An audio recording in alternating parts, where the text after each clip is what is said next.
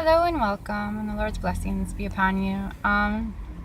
In this one, I'm going to talk about phone numbers. I have literally called hundreds upon hundreds upon hundreds of phone numbers, and all about that one time that I got the shower, they've just not helpful at all. Quite often, I get either, oh, I wonder why they told you to call this number. This is this other phone number. This is the one you want to call, and I call them, and they're like, huh. I don't know why they would give you this phone number. This is the phone number you want to call, and it's just an endless line of BS. You also get a lot of we only help mothers, and if you're not a mother, don't stop here, don't come here. We're not interested. I I went to one church. My grandmother, she was Catholic. And she had a basement apartment, and she would rent it out to people that were associated with the church and that didn't have much. So I went to a Catholic church here, and I'm like, hey, I know this is you know sort of reaching, but do you happen to have a similar situation? I don't have much. This is my situation, and do you have just anyone running in like a small little place? And I mentioned my grandmother, and she's like, well, was your grandmother part of this parish? And I was like, no, no, she wasn't, but she did belong to the Catholic Church her whole life, and I was just wondering if you had any similar situation. And and no, and they're sort of put out with me coming, and then someone had suggested that, I can park in the parking lot, the church's parking lot, and that would be okay. And I ran it by the secretary, and she's very put out and aghast that I'd even ask it. And I was like, okay, I won't be coming here again. And she gave me the phone number to the Catholic Social Services, which was an unpleasant situation or experience. I called, very broken English. The person I dealt with, very unhelpful, very rude, and she put me on hold. And she's like, well, what part of LA are you in? And I told her, and she's like, oh, well, I don't help people out there. I'm like, okay, well, there's a homeless population out here.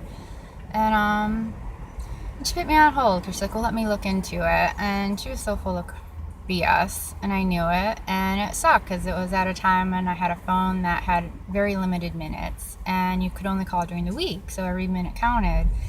And she had me on hold for 15 minutes. And when she finally came back, she was shocked I was still on the phone, and she's just like, oh, you're still here? I'm like, yes, I am. Did you find anything out? And to which she hung up on me.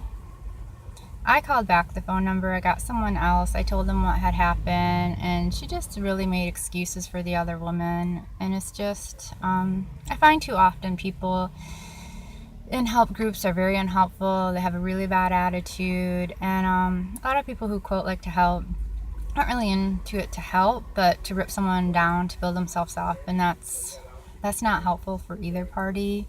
And if you are living in the name of Christ and working with an organization with his name, scriptures command us to build each other up, not to tear each other down. So it's even more inappropriate when it's through religious, especially Christian organization. And by the grace of God, Christians are supposed to build each other up and look out for each other, but don't really don't really see that too much. And it's troubling with other religions because it's like if anything is awry in your life, you're obviously evil and you deserve it.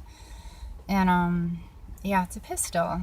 But back to phone calls, it's just they don't want to work with you if you don't have children. If you have a dog, it's very taboo, and they want nothing to do with you. And it's like, well, just get rid of it. Like, he's not like a cancerous tumor. He's like this really sweetheart, and whether you're in a house or not, like dogs are good for protection. And I had one, and he was a hyperallergenic dog, and if I kept him really clean and his hair short, I could handle him, and he was a blessing. And I got him at 6 weeks old. It's like, really, you want me to just get rid of him so I can lay out in a bed and have a shower? Like, no, that's really not worth it. And but it's been a disappointing, frustrating experience, and I've gotten phone numbers quite often. What is it, United Way and other ones that are supposedly linked to homeless. And I'm just amazed at how many homeless places I've called, and it's like, I need a shower. Because, when you don't have a house, that's like the first thing you don't have is a bathroom. You don't have any place to go. You don't have any place to wash up.